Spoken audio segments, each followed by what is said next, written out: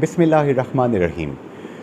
नाज़रीन इकराम, एक fresh vlog के साथ जुनैद अंसारी आपकी खिदमत में हाज़िर है। चंद एक बातें आपसे डिस्कस करनी हैं।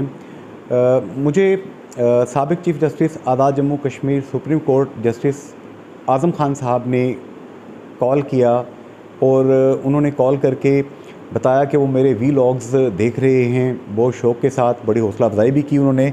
और एक बात की उन्होंने तस्दीक़ की। मैं चाहता हूं कि उन्होंने जो हुक्म दिया है, जो बातें मेरे से शेयर की हैं, वो आपकी नज़र कर दूं। उन्होंने कहा कि एक व्लॉग जिसमें मैंने ज़िक्र किया था कि जब मीरपुर में मंगला डैम बनाया गया था 60 की दहाई में, तो जनरल अयूब ख़ान साहब के हवाले से बाद लोग ये कोट करते हैं कि कोई 2000 के करीब परमिट थे जिनकी वजह से लोग यहाँ से बरतानिया गए और उनकी तादाद 2000 के करीब क्लेम की जाती है।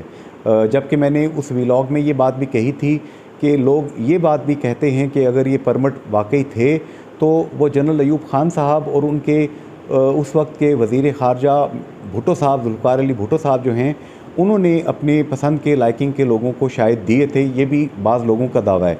तो चीफ़ जस्टिस रिटायर्ड आज़ाद जम्मू कश्मीर सुप्रीम कोर्ट आज़म ख़ान साहब ने मुझे फ़ोन करके ये बात कही कि इस किस्म का कोई भी क्लेम दुरुस्त नहीं है, बल्कि असल कहानी ये है कि बाबा ज़मान नाम की एक शख्सियत जिनका ताल्लुक़ डडियाल के इलाके अंधरल से था, वो बरतानिया में वहाँ पे होते थे। उनकी जो अहलिया थी, सेकंड वाइफ जो थी, she was a British lady, सफ़ेद फार्म खातून थी। वहाँ पे जो भी लोग इस इलाके से जाते थे, उनको हार्बर करना, उनकी रहाइश का, जॉब का, दीगर चीज़ों का अरेंजमेंट करना बाबा ज़मान साहब जो थे उन्होंने अपने ज़िम्मे ले रखा था रज़ाकाराना तौर पर। जबकि कराची, जो कि उस वक्त पाकिस्तान का दारुल खिलाफा था, वहाँ पे बाबा नवाब नाम की शख्सियत, चौधरी यूसुफ मरहूम जो कि साबिक़ सीनियर वज़ीर आज़ाद कश्मीर रहे, वो और उनके साथी जो थे यहाँ पे कराची में काम करते थे। और उस वक्त पाकिस्तान का जो पासपोर्ट है, ये दुनिया के 165 ममालिक के अंदर वीज़ा ऑन अराइवल एंट्री जब आप किसी मुल्क में कर लेते थे तो वहाँ पे अराइवल पे वीज़ा दिया जाता था। पाकिस्तान के इस पासपोर्ट की कोई ना कोई वैल्यू थी। 5000 रुपये बताया जाता है कि टोटल ख़र्च होता था। 5000 के अंदर वो बंदा वहाँ पे पहुँच जाता था। और वहाँ पे सूरत हाल ये थी कि चूँकि सेकंड वर्ल्ड वार के बाद बरतानिया में मैन पावर की शदीद किल्लत हो चुकी थी।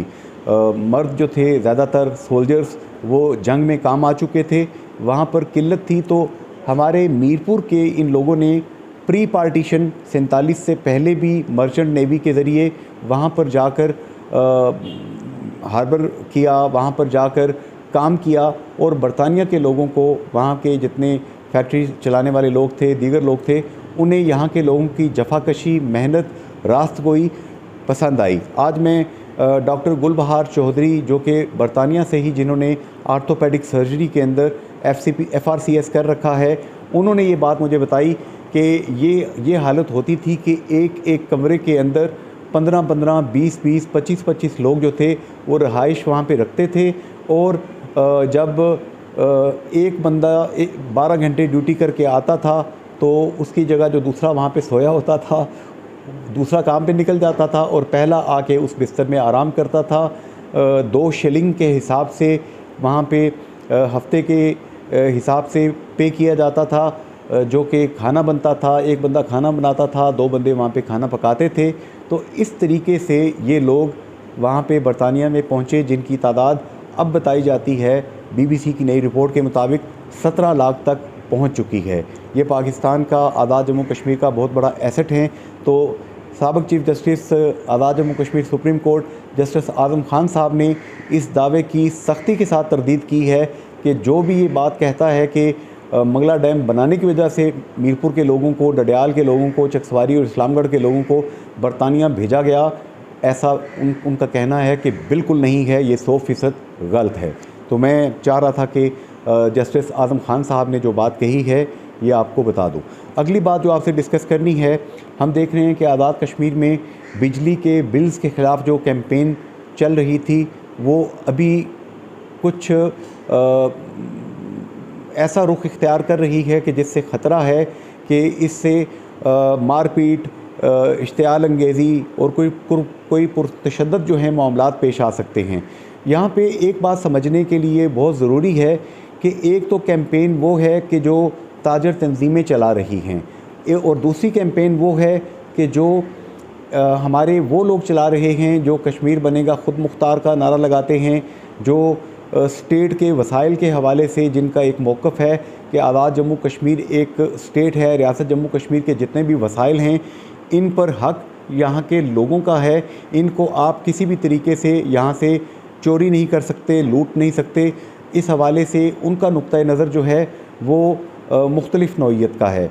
अब हम ये देख रहे हैं कि FC frontier constabulary, Punjab constabulary या रेंजर्स के बुलाने की जो बातें हो रही हैं, ये उन लोगों पे क्रैक डाउन करने के लिए बात की जा रही है।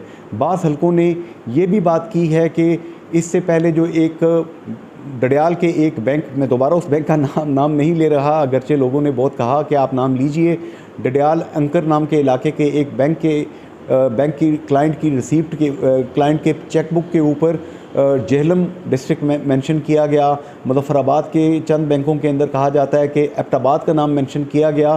तो इस तमाम सिलसिले को जोड़ा जा रहा है कि आज़ाद जम्मू कश्मीर को या तो पाकिस्तान के मुख्तलिफ़ इलाक़ों के साथ मर्ज किया जा रहा है और या फिर आज़ाद जम्मू कश्मीर को एक सूबाई स्टेटस दिया जा रहा है।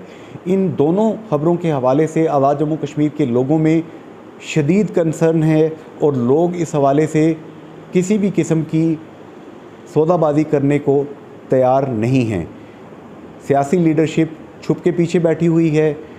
पाकिस्तान की सियासी जमातें जिनकी ज़ैली शाखें, ज़ैली तंजीमें यहाँ पर कायम हैं, चाहे वो तहरीक इंसाफ है, चाहे मुस्लिम लीग नून है, चाहे पीपल्स पार्टी है, जमात इस्लामी है, जमीयत उलमा इस्लाम है, कोई भी सियासी जमात इस पर किसी भी किस्म का मौक़िफ़ वाज़ेह मौक़िफ़ देने में अभी तक कामयाब नहीं हुई है।